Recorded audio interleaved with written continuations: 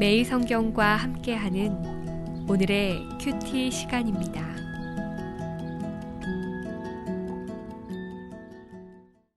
고린도전서 11장 2절에서 16절입니다. 너희가 모든 일에 나를 기억하고 또 내가 너희에게 전하여 준 대로 그 전통을 너희가 지킴으로 너희를 칭찬하노라. 그러나 나는 너희가 알기를 원하노니 각 남자의 머리는 그리스도요 여자의 머리는 남자요 그리스도의 머리는 하나님이시라. 물은 남자로서 머리에 무엇을 쓰고 기도나 예언을 하는 자는 그 머리를 욕되게 하는 것이요 물은 여자로서 머리에 쓴 것을 벗고 기도나 예언을 하는 자는 그 머리를 욕되게 하는 것이니 이는 머리를 민 것과 다름이 없음이라. 만일 여자가 머리를 가리지 않거든 깎을 것이요 만일 깎거나 미는 것이 여자에게 부끄러움이 되거든 가릴지니라. 남자는 하나님의 형상과 영광이니 그 머리를 마땅히 가리지 않거니와 여자는 남자의 영광이니라. 남자가 여자에게서 난 것이 아니요 여자가 남자에게서 났으며 또 남자가 여자를 위하여 지음을 받지 아니하고 여자가 남자를 위하여 지음을 받은 것이니 그러므로 여자는 천사들로 말미암아 권세 아래에 있는 표를 그 머리 위에 둘지니라. 그러나 주 안에는 남자 없이 여자만 있지 않고 여자 없이 남자만 있지 아니하니라. 이는 여자가 남자에게서 난 것 같이 남자도 여자로 말미암아 났음이라. 그리고 모든 것은 하나님에게서 났느니라. 너희는 스스로 판단하라. 여자가 머리를 가리지 않고 하나님께 기도하는 것이 마땅하냐? 만일 남자에게 긴 머리가 있으면 자기에게 부끄러움이 되는 것을 본성이 너희에게 가르치지 아니하느냐?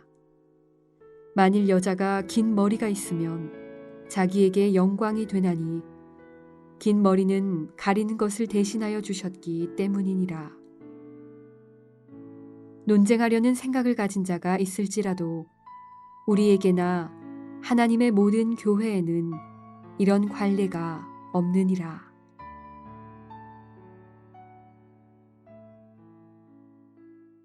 (6월 17일) 수요일 고린도전서 11장 2절에서 16절 말씀입니다. 오늘 본문인 11장부터 14장의 말씀은 공동체가 예배로 모인 상황에서 일어난 여러 문제들을 다루는 본문입니다. 특히 오늘 나누는 부분은 매우 해석하기가 난해한 본문입니다. 왜냐하면 사도 바울은 고린도 교회에서 일어나는 특수한 문화적 배경을 두고 물은 질문에 대해 답하고 있기 때문입니다. 그래서 오늘 본문은 큰 틀에서는 해석하기 쉽지만 세부적인 부분에서는 여러 가지 해석이 나누어질 수도 있습니다.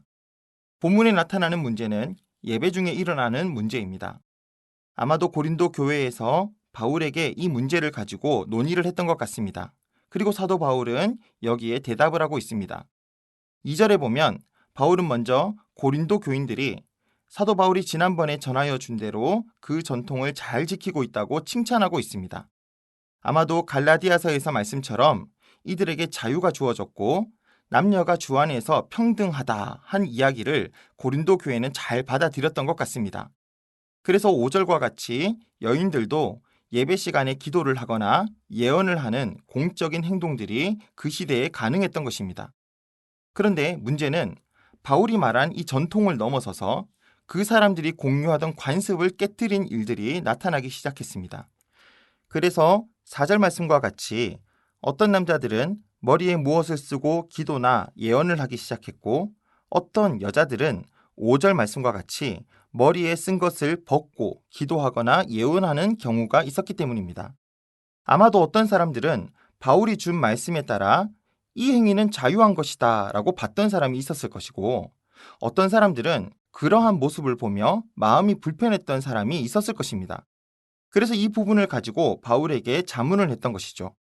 아마도 편지를 쓴 사람은 사도 바울이 과감하게 이런 변화를 칭찬할 것이라고 생각했던 것 같습니다. 그러나 바울은 이 부분에 대해 반대되는 말씀을 합니다.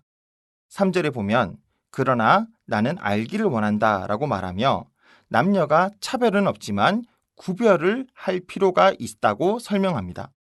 그래서 이 문제에 대해서 바울은 4절에서 남자는 기도나 예언을 할 때에 머리에 무언가를 쓰지 않도록 하고 5절에서 여자는 머리에 쓴 것을 벗지 말고 계속 쓰면서 기도하고 예언하라고 말씀하고 있습니다. 아마도 이것을 쓰는 문제에 관해서는 다른 종교에서 제사를 드릴 때 남자들은 머리에 자신의 신분을 드러내는 무언가를 쓰면서 집례를 했고 여자 사제들은 머리가 단정하지 않게 풀어 헤쳤다 하는 이야기가 있습니다. 그러나 그 무엇도 정확하지는 않습니다. 한 가지 확실한 것은 예배의 전통에서 이때까지 남자는 머리에 아무것도 쓰지 않고 예배를 드렸고 여자들은 머리에 항상 무언가를 쓰면서 단정하게 예배를 드렸다는 거예요. 그리고 사도 바울은 그렇게 하면 안 된다는 것을 그 근거를 두 가지 두면서 말씀하고 있습니다. 바로 7절부터 12절까지의 말씀과 13절에서 16절까지의 말씀입니다. 먼저 7절에서 12절 말씀에서는 창조에 근거해서 남자와 여자의 쓸 것을 말씀하고 있습니다. 문맥상으로 볼 때 여기서 남자와 여자는 남편과 아내로 해석하는 것이 좋을 것 같아요. 바울은 먼저 남자는 하나님의 형상과 영광이라고 말하고 여자는 그 남자의 영광이라고 말합니다. 즉, 남자가 먼저 났다는 것이죠. 그래서 남자는 그 머리를 통하여 하나님을 드러내기 때문에 머리를 무언가 써서 닫지 말고 머리를 드러냄으로써 하나님의 영광을 드러내라고 말씀합니다. 그러나 여자는 남자에게 지음받았으므로 원래 남자들이 그랬던 것처럼 머리를 드러내는 것을 하지 말라고 합니다. 이 말씀은 차별이 아니라 구별의 핵심을 둔 말씀입니다. 왜냐하면 11절에서 주 안에는 남자와 여자가 같이 있고 12절에서는 여자가 남자에게서 난 것처럼 남자도 여자를 통하여 났다고 그 평등함을 말씀하고 있기 때문입니다. 그리고 3절 말씀에서는 여자의 머리는 남자이고 남자의 머리는 그리스도이며 그리스도의 머리는 하나님이시라고 하고 있는데 여기서 봐도 알 수 있듯이 그리스도와 하나님은 동등하시고 평등하시지만 질서상의 구별은 있다고 하는 것을 보여주고 있습니다. 그래서 사도 바울은 이렇게 주 안에서 평등한 존재인 부부이고 남녀이지만 창조를 생각하며 구별되는 질서를 따라야 한다고 설명하고 있는 것입니다. 이러한 부분에서 오늘 우리들을 돌아보는 것도 필요합니다. 주 안에서 남녀는 동등합니다. 그러나 남녀의 구별은 있다는 것입니다.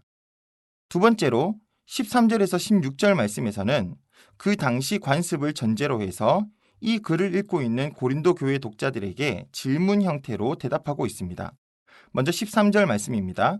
너희는 스스로 판단하라. 여자가 머리를 가리지 않고 하나님께 기도하는 것이 마땅하냐? 또 14절에서는 만일 남자에게 긴 머리가 있으면 자기에게 부끄러움이 되는 것을 본성이 너희에게 가르치지 아니하느냐? 여러분, 이 말은 그 당시의 사람들이 생각할 때 자연스럽게 여자는 머리에 무언가를 쓰고 있는 것이나 긴 머리로 덮고 있는 것이 예의라고 생각했고 또 남자의 머리가 덮이지 않는 것이 상식이라고 생각했던 것을 전제로 한 것입니다. 그러므로 바울은 이 상식에 맞게 한번 들여다보라는 것입니다. 왜냐하면 이런 상식을 가지고 분명히 교회에 와서 이들의 모습을 불편하게 생각하는 사람들이 있을 것이기 때문에 그렇습니다. 이것은 신학적인 판단보다는 고린도 교회를 향한 목회적인 관점으로 이 공동체가 서로의 마음을 힘들게 하는 일이 없도록 이때까지 오던 그 관례를 따라가자는 것입니다. 앞에서 나왔던 음식의 문제처럼 사실 이런 문제도 모든 것이 가하나 모든 것이 유익하지 않다는 것으로 볼 수 있는 것이죠. 그래서 바울은 16절에서 이 문제에 대해서 논쟁하려고 생각을 가진 자가 있을지도 모르나 다른 교회에서도 이렇게 하지 않는 것, 다른 교회에도 관례가 없는 이런 일은 자제하자고 하는 것입니다. 이것은 자유의 문제가 아니라 방종의 문제가 될 수 있는 것이기 때문에 그렇습니다. 사랑하는 믿음의 형제 자매님들, 오늘날 이 시대에는 더 이상 머리에 수건을 쓰느냐 안 쓰느냐, 머리를 미느냐 안 미느냐 하는 문제가 그리 크게 다가오지 않습니다. 예배 드리러 오는 사람마다 형형색색 다른 유형의 헤어스타일을 가진 사람들도 있고 각기 다른 복장의 옷을 입고 오는 사람들도 있습니다.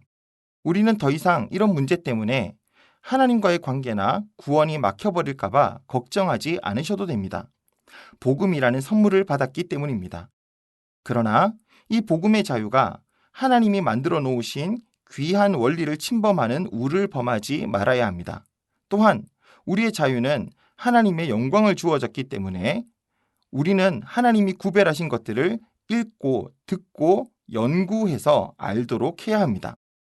동시에 우리의 자유함이 하나님께 드려지는 예배를 방해하거나 우리 안에 연약한 이들을 시험에 빠뜨리지 않도록 우리에게 절제함이 필요합니다.